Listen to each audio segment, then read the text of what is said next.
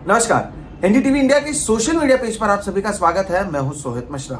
इस व्लॉग को हम महाराष्ट्र का महाभारत कहते हैं, जहां पर महाराष्ट्र में होने वाले नई नई घटनाओं के बारे में आपको हम अवगत कराते हैं।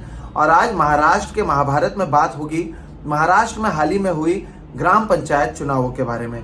दरअसल 18 सितंबर को कुल 16 जिलों में 608 ऐसे सीटें हैं जहां पर ग्राम पंचायत के चुनाव हुए हैं, जिनके नतीजे सोमवार को घोषित हुए। अब सोमवार को हुआ ये कि जो महाराष्ट्र के उप मुख्यमंत्री हैं देवेंद्र फडणवीस, उन्होंने एक बयान दिया। उन्होंने कहा कि इन 608 में से तो खैर मैं आपको बता दूं 51 सीट ऐसे थे जहां पर मतदान ही नहीं हुआ, क्योंकि वहां पर एक ही प्रत्याशी था, यानी वो बिन विरोध चुना गया।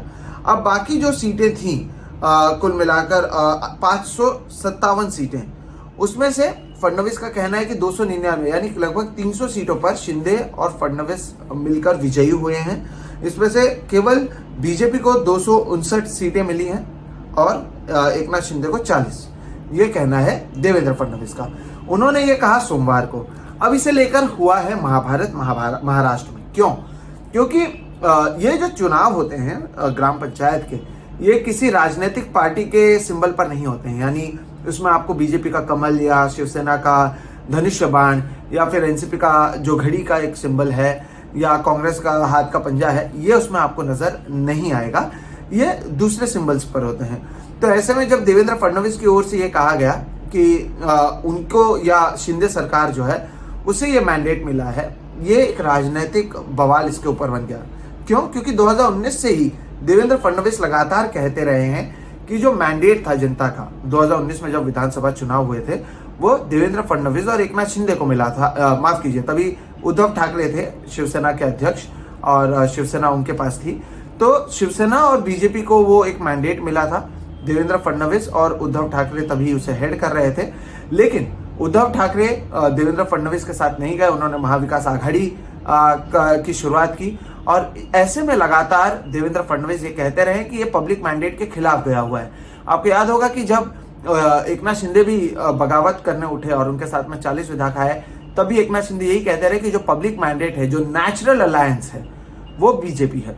ऐसे में जब देवेंद्र फडणवीस ने सोमवार को यह कहा कि 300 सीटों पर उनको जीत मिली है, तब अजित पवार ने मंगलवार के दिन आज सुबह इस पर कटाक्ष किया। उन्होंने कहा कि अगर बीजेपी 300 सीटों पर जीती है तो हम 400 सीटों पर जीते हैं। अब उन्होंने ये क्यों कहा? उन्होंने ये इसलिए कहा क्योंकि ये जो ग्राम पंचायत के चुनाव होते हैं, इसमें जो राजनीतिक सिंबल होते हैं वो नहीं होते हैं, जैसे कि मैंने आपको बताया। तो ऐसे में आप किस तरह से तय करें कि कौन किसके सिंबल पर जीता? जरूर कई सारे ऐसे ग्राम पंचायत में जो सरपंच होते हैं या और जो प्रत्याशी होते हैं, उनके लिए ये जो राजनीतिक पार्टियां हैं उनका सपोर्ट होता है और वो ग्राउंड लेवल पर उनके लिए कैंपेन भी करती हैं। लेकिन कैंपेन करने का मतलब अब आप किस तरह से ये डिसाइड कर रहे हैं कि 300 सीटों पर आपकी जीत हुई है? यही सवाल एनसीपी ने पूछा, अजित पवार ने पूछा। लेकिन उसके साथ में एक और चीज जो उन्होंने कहा कि सबसे बड़ी पार्टी हम हैं, ग्राम पंचायत में अधिकांश हमारे लोग जीते हैं। अब तीसरी ओर आते हैं नाना पटोले, जो महाराष्ट्र कांग्रेस अध्यक्ष हैं। उनका कहना है कि सबसे ज्यादा सीटें हमें मिली हैं और इससे पता चलता है कि जो जनता है वो कांग्रेस के साथ है। तो इस तरह से हर खेमा हो, चाहे शिंदे खेमा हो या फिर महाविकास आघाड़ी खेमा हो, हर कोई यही कह रहा है कि जीत हमारी हुई है, हमें सबसे ज्यादा वोट मिले। वो क्यों कह रहे हैं? वो इसलिए कह रहे हैं क्योंकि कोई तर्क नहीं है, आपके पास साबित करने के लिए कुछ नहीं है कि जीत हमारी हुई है या जीत हमारी हुई है। तो इसलिए हर पार्टी अपने आप को इसमें विजेता बता रहा है। अब इसमें समझने वाली बात यह है कि ये जो चुनाव हुए हैं, ये जो नई सरकार आई है जुलाई महीने में महाराष्ट्र में, उसके बाद हुए हैं। और ऐसे में हर कोई एक परसेप्शन जिसे कहते हैं, एक धारणा, वो बनाने की कोशिश हर किसी से हो रही है। देखिए, आने वाले समय में बीएमसी चुनाव है, महानगर पालिका चुनाव है, और उससे पहले हर कोई एक परसेप्शन बनाना चाहता है कि जनता उनके साथ में है। इसलिए आप देखेंगे कि देवेंद्र फडणवीस से लेकर नाना पटोले से लेकर अजित पवार तक हर कोई इस पूरे मुद्दे पर बोलता हुआ नजर आ रहा है। क्योंकि हर कोई चाहता है, एक तरफ अगर शिंदे बीजेपी की बात करें, वो बताना चाहते हैं कि देखिए जो नेचुरल अलायंस है वो साथ में आ गई और उसका असर जमीन पर देखने मिल रहा है। जबकि महाविकास आघाड़ी है, वो ये बताना चाहती है कि नहीं, देखिए हम तो सरकार में थे, शिंदे ने बगावत की, लेकिन जनता हमारे साथ है। तो ये सारी चीजें जमीन पर हो रही हैं और इसे लेकर लगातार बयानबाजी हो रही है। जबकि जिस तरह से मैंने कहा कि बीजेपी की ओर से क्या आंकड़े दिए गए थे, बीजेपी की ओर से कहना था कि लगभग 300 सीटों पर वो जीते हैं, जबकि महाविकास आघाड़ी का कहना था कि आज सुबह तक 494 ग्राम पंचायत चुनाव के जो नतीजे बाहर आए थे उसमें बीजेपी और एकनाथ शिंदे को मिलाकर 494 में से 185 पर उनकी जीत हुई है। महाविकास आघाड़ी को 225 पर जीत मिली है। तो आंकड़े हर तरफ से दी जा रहे हैं, लेकिन जैसे कि मैंने कहा, अगर आप कलेक्टर से बात करें या आप इलेक्शन कमीशन से बात करें, वो आपको नहीं बता पाएंगे कि कौन ज्यादा हावी रहा है, क्योंकि इसे बताने का कोई तर्क ही नहीं है उनके पास। आप किस बेसिस पर बताएंगे? और हमने तो महाराष्ट्र में ये भी देखा है कि आज जो विधायक इस तरफ है वो दूसरे दिन उस तरफ हो जाते हैं। तो ऐसे में आज जो सरपंच या ग्राम पंचायत के जो विजेता हैं वो एक तरफ होंगे, इसकी क्या गारंटी है कि कल जाकर वो किसी दूसरे को समर्थन ना करें? ऐसे में ये कहना जल्दबाजी होगी कि किसका पलड़ा भारी है।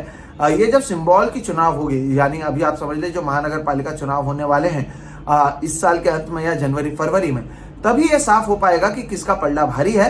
लेकिन इसे लेकर जरूर राजनीति शुरू हो चुकी है। जैसे कि मैंने कहा, देवेंद्र फडणवीस से लेकर अजित पवार से लेकर नाना पटोले इस पर बोलते हुए नजर आए, और इसलिए इस व्लॉग के जरिए हम आपको समझा रहे हैं कि आप जरूर कई जगहों पर पढ़कर कंफ्यूज होंगे कि भाई आखिर जीता कौन है। जवाब यही है कि जीता हर कोई है या और कोई भी नहीं है, क्योंकि इसे बताने का कोई तर्क, किसी के पास कोई गणित मौजूद नहीं है। और इस सोशल मीडिया व्लॉग के जरिए यही हम आप तक पहुंचाने की कोशिश कर रहे हैं। बहरहाल जब सिंबल वाले चुनाव होंगे तब पता चलेगा कि कौन कितने पानी में है। क्या शिंदे बगावत करने के बाद कामयाब होते हैं, या फिर महाविकास आघाड़ी सरकार जो थी उससे ज्यादा फायदा होता है, उद्धव ठाकरे को फायदा होता है? इस पर नजर बनी रहेगी। बहरहाल आज जो सोशल मीडिया का ये जो व्लॉग है महाराष्ट्र का महाभारत, इसमें हम बात कर रहे थे कि किस तरह से जो नई महाभारत हुई है वो ग्राम पंचायत चुनावों को लेकर हुई है। मेरा नाम है सोहित मिश्रा, आप देख रहे हैं एनडीटीवी इंडिया का सोशल मीडिया पेज। कोशिश हमारी यही है कि इन व्लॉग्स के जरिए आपको बताया जाए कि क्या कुछ हो रहा है महाराष्ट्र के अलग अलग जगहों पर, देश भर के अलग अलग जगहों पर, और एक एक्सप्लेनर के तौर पर इसे हम आपके सामने लाते हैं। बहरहाल इस व्लॉग में फिलहाल इतना ही। आप मुझे दीजिए इजाजत। नमस्कार।